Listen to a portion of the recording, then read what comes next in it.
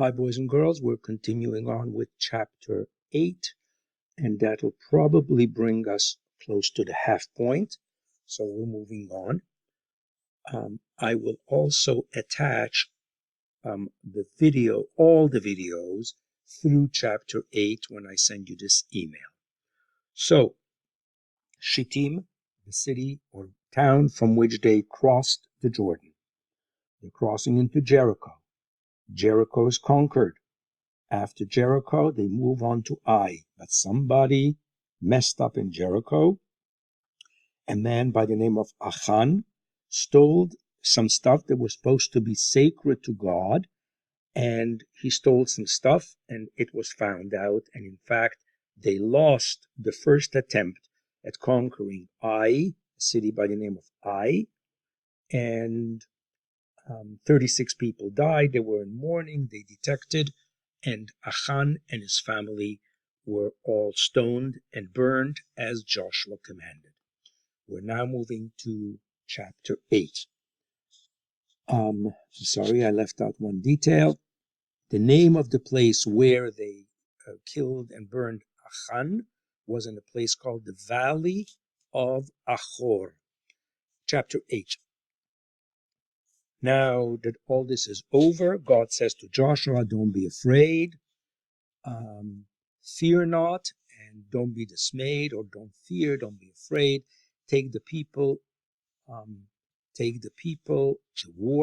warriors, and this time go again to the city of Ai. Now you no longer have sinners amongst you. So I will let you conquer the people of Ai, the king of Ai, his people, and his entire land. And you will do to Ai like you did to Jericho and its king.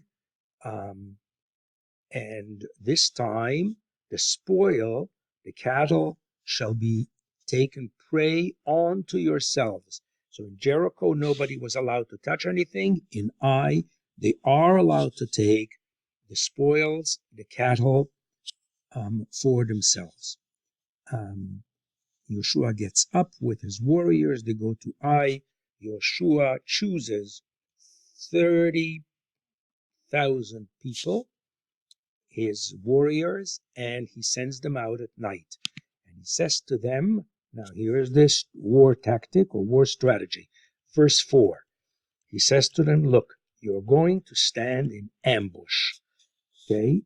And don't go very far from the city, and everybody be ready.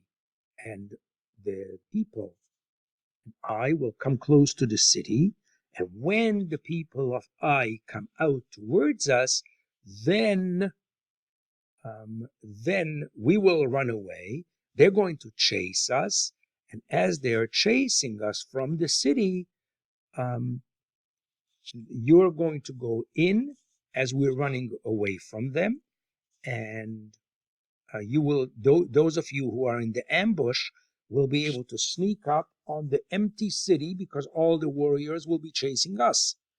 So all those who were in ambush will go into the city, and of course the city will be defenseless, and you will be able to capture the city and burn it. Verse 8, you're going to ignite it, you're going to burn it, and you will do like I commanded. And Yeshua sends them, and they go into the ambush, they hide, and they are hiding between Beit El and Ai from the west of Ai. The west of Ai, remember that. So I can't show you on the map over here, but they're on the west of Ai, and Yeshua goes amongst the people at night. He gets up in the morning, ding dong, and he tells them, and the elders go up in front of the people to Ai. And all the warriors go with him, and they come facing the city, and they are in the north of Ai.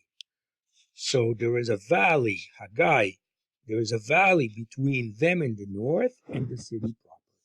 Yeshua takes 5 people and he puts them into an ambush between Beit El and Ai on the west, and the entire camp was in the north, and he put some people on the west of the city, and at night Joshua is in the valley.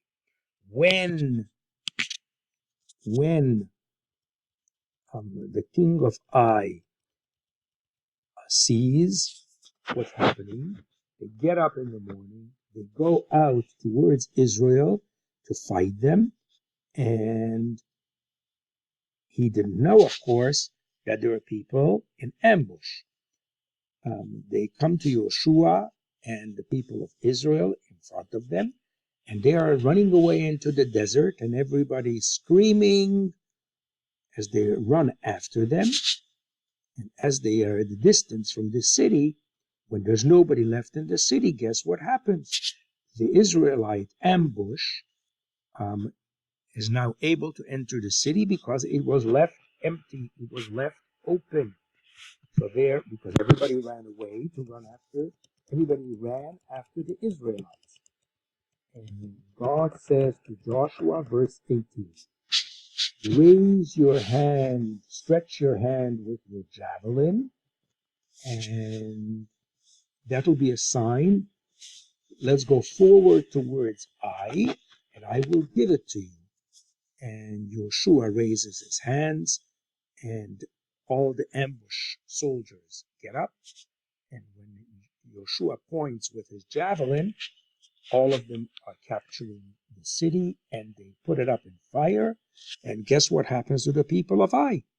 On one hand, they have Joshua in front of them, and behind them is their burning city. They are in total panic. And of course, when they see that the city is on fire, they didn't know where to run away anymore. Wherever they turned, the Israelites are there, and they were just lost. It was a massive loss. And now Joshua and Israel see, verse 21, that the Israelite ambush can capture the city and that it's up in fire. And now they turn around and they beat up the warriors of the people of Ai. And these guys that were in between the burning city and the forces of Joshua, they were, of course, able to beat them because they were totally disheartened and none of them were left behind. Everybody was killed. They captured the king alive, and they brought him to Joshua. And when they finished killing everybody in the field, all the people of Ai in the field, everybody is defeated. They're all destroyed. They're all killed, and it's a pretty gory scene. And 12,000 people were destroyed or murdered on that day. Joshua did not move his hand down.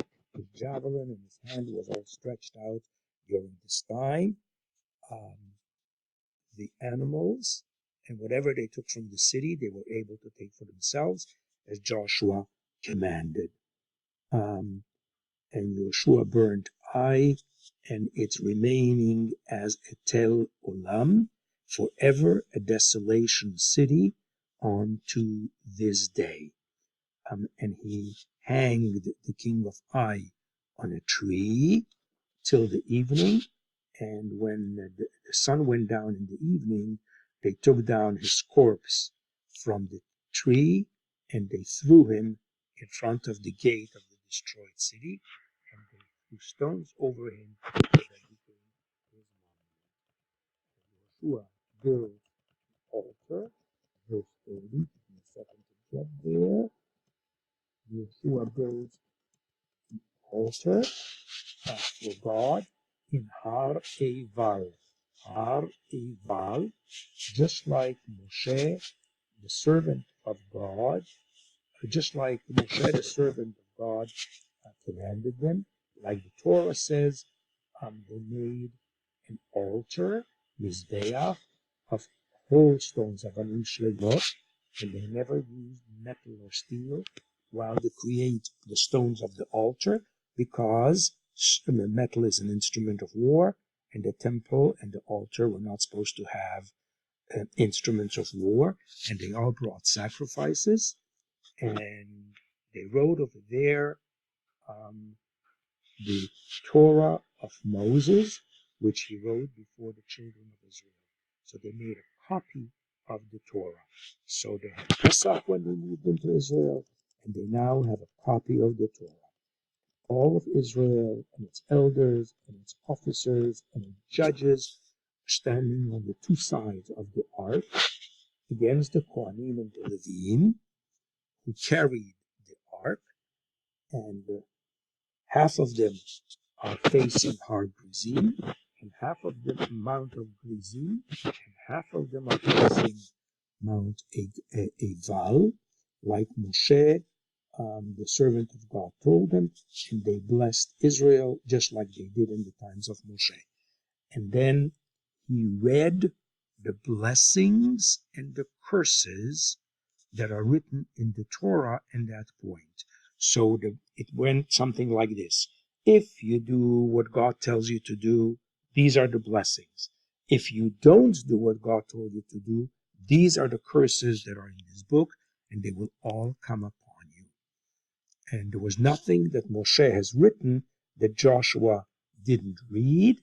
He read it in front of everybody, and all the men and the women and the children, and even the strangers, non-Jews who joined them. This brings us to chapter 9, and I will try to record this afternoon. Thank you for listening.